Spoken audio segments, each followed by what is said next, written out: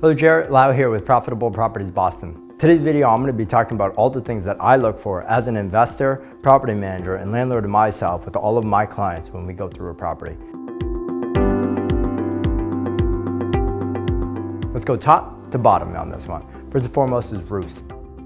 Roofs are, as we all know, can be an expense. Now, here's the thing. We're gonna look at how many layers are on the roof. In Massachusetts, you're allowed to have up to 2 layers of roofing. What I mean by that is after you have 1 layer of shingles, you can put another layer on top of that. That means that you don't have to have the expense of removing both layers to be able to install a new one. It's a lot more cost affordable. But we're gonna look at those shingles as they are now to be able to see what type of condition they're in. We're gonna go up to those attics, we're gonna go up to those top floor rooms and see if there's any types of signs of leaks, right? If you can avoid having to have roof issues and leaks, that's damage to your property, major expenses saved.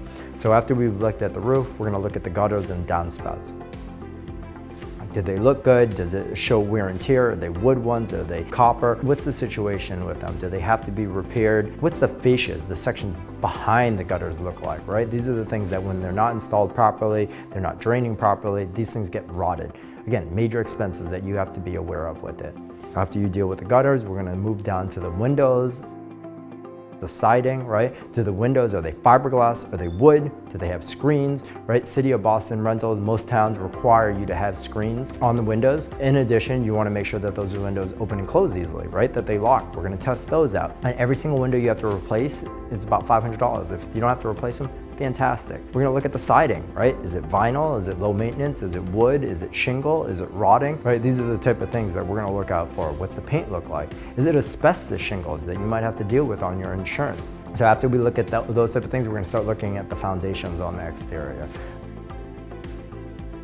Do the foundations look like they're in good condition? Are there cracks? Are there signs of water? We're gonna go inside, see what those foundations, are they moist, right? These are the type of things that can cause you some major issues in the future, right? And you can be avoided without having to deal with it. In addition, we're gonna look at any types of decks.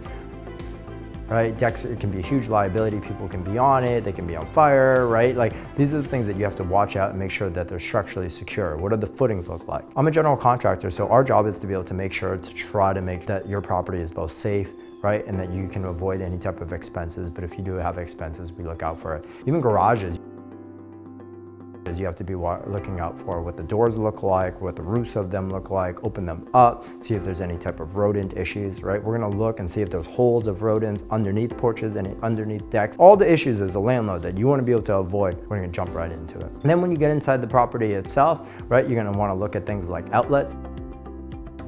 Are they 2-prong or 3-prong? 3-prong means that they're grounded. Are there breakers, right? Or is it fuses or knob and tube? Major things that insurance companies won't insure. Is it 100 amps, 60 amps? Are there room in the box for any type of renovations? When I say a box, that means how many spaces in the breaker panel are left. So if you do add a dishwasher or a renovation, you're gonna have to add to it, or do you have to upgrade it? Is there public meters, right? These are all electrical things that you have to be aware of. We look at plumbing. Are there garbage disposals already? Is it copper? What's the main drains look like? Is there laundry already? Or is it, Mickey Mouse with PVC and copper put together? Right? These are the type of things that, again, are just gonna cause you issues because you're only there looking at a property for what? 5, 10, maybe a half an hour, and you can't go through everything. But because we've done it so often, we're gonna see these type of things that are gonna come up.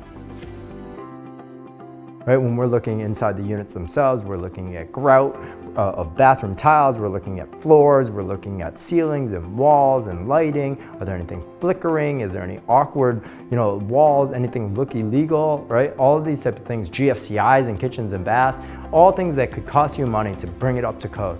So, there's tons of properties that we buy that are in bad shape, and that's cool. As long as I know the expenses that are gonna go into bringing them into good shape, up to code, that's all I need to make sure that you're aware of, because we build that into the price. But I do turn down most of the properties, and it's unfortunate that a lot of people do buy properties that because they're unaware of it, and they don't know the expenses, and they only get hit with this stuff later on. They say, geez, I really wish that we knew about this stuff. But their real estate agent just gave them the price and gave them a comp and told them this is a good deal, and they didn't guide them through any of these type of situations.